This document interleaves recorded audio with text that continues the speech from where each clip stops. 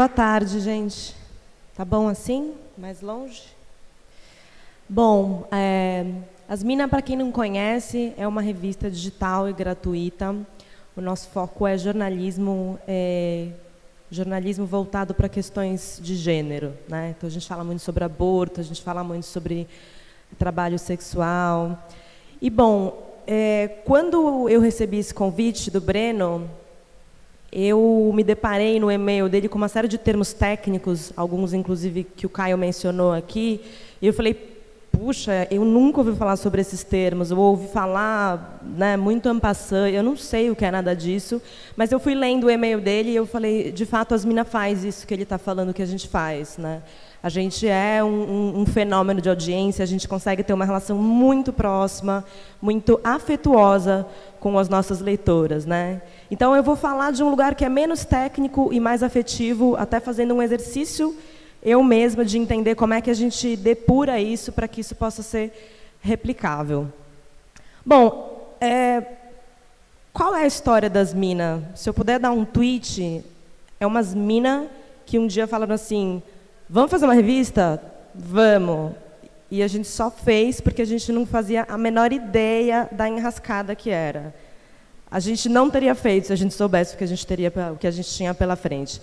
Mas, bom, fizemos, né? E eu quero estruturar essa fala a respeito de engajamento em 3 pilares. O primeiro dele é a questão dos crowdfundings, que é muito importante na nossa história. O segundo é a identidade visual, e aí eu vou falar bastante de design. E o terceiro é o nosso tom de voz. O tom de voz né, como é que a gente conversa com as nossas leitoras e leitores.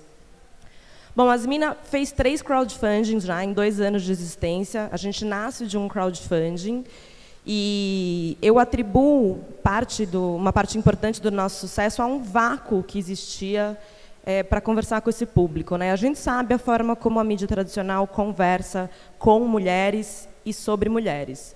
Resumidamente, é uma desgraça, né?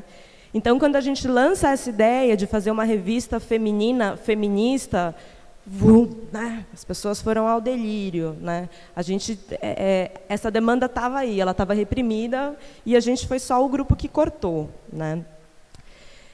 Quem aqui já fez crowdfunding na vida? Bastante gente.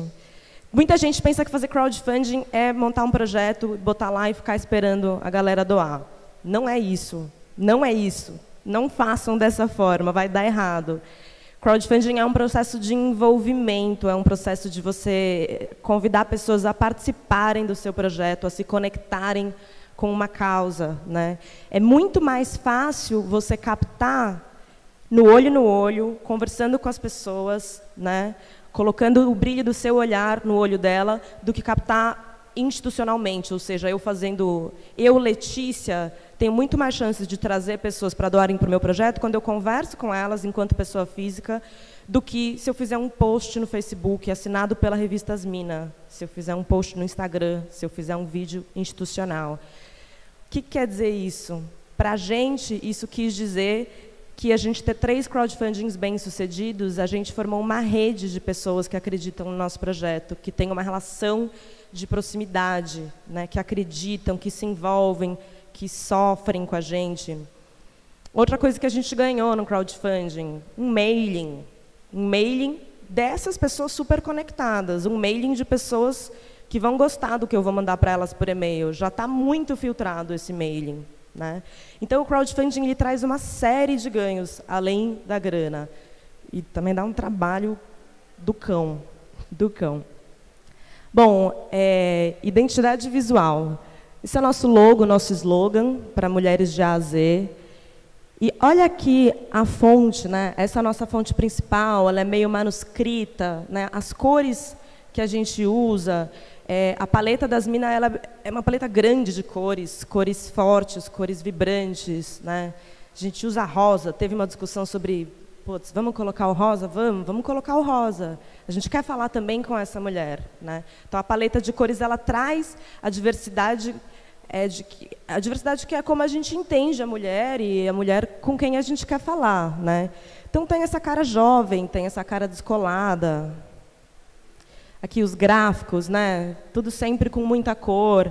esse aqui é a fonte do nosso olho, isso aqui é uma polêmica enorme, né? Algumas pessoas acham que é difícil de ler, e a gente defende que essa dificuldadezinha ela é interessante porque ela faz você dar uma parada no texto, né?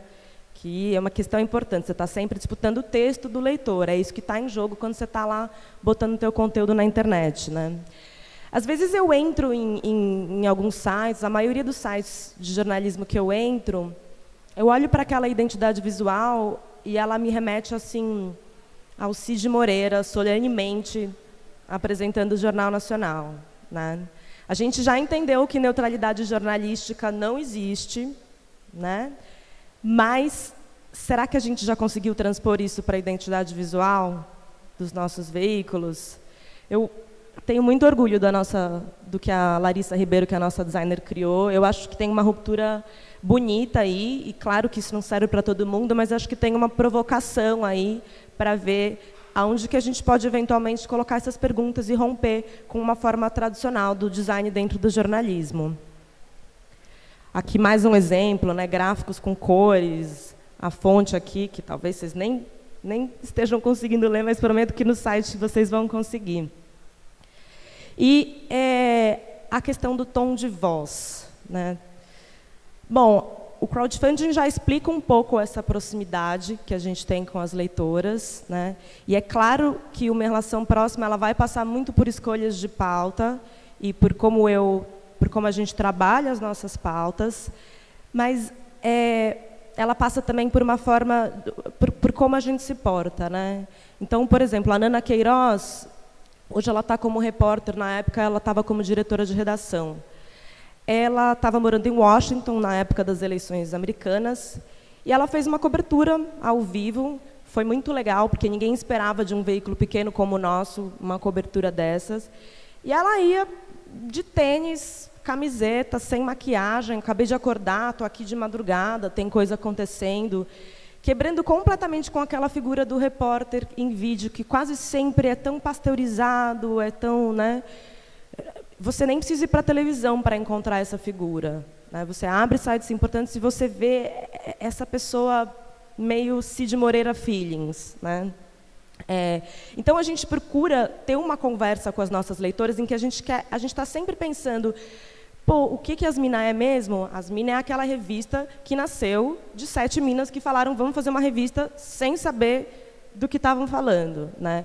Eu não quero fazer uma reportagem, fazer um vídeo e provocar na minha leitora, no meu leitor, uma fantasia de que existe alguém lá do outro lado, numa redação, lá longe, onde essa pessoa nunca vai poder pisar, de que tem um aparato de câmeras e produção de vídeo, blá, blá, blá, de que aquilo é intangível. Não, a gente não quer que as pessoas pensem isso de nós, porque isso não é As Mina, né? Nós somos a nossa leitora escreve muito, ela publica muito dentro da nossa revista, então a gente está sempre pensando nessa questão do tom de voz, de um tom de voz que seja autêntico, e é difícil buscar esse tom de voz porque ele não é o tom de voz que a gente vê por aí. Então, quando você pensa, vou fazer jornalismo, puxa, então tem que ter uma fonte séria, quadrada. Em geral, a gente é levada para um lugar que não é o lugar do que é a fala autêntica das Mina, né? E, gente, tudo isso que eu estou falando foram coisas que a gente foi construindo, né, na labuta, muito sem planejamento aí. E agora, se eu estiver certa, eu acho que o próximo slide vai ser uma reportagem que é uma das minhas favoritas das Mina.